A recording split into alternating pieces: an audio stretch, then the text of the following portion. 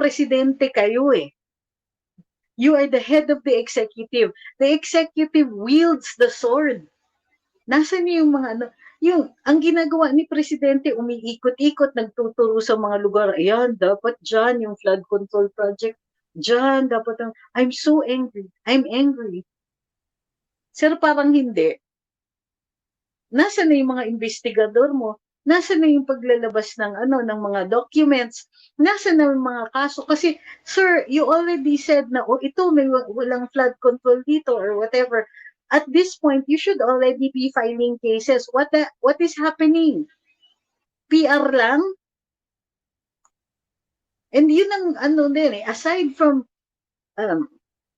the kids flaunting their wealth, the president is flaunting his, parang nagtatrabaho ang presidente. Pero, really, sir?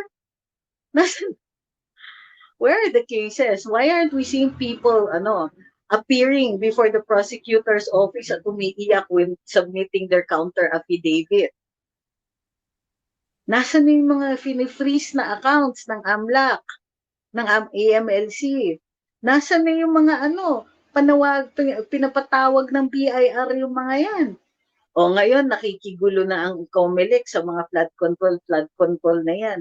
Di natin alam, sino ba ang target ninyo?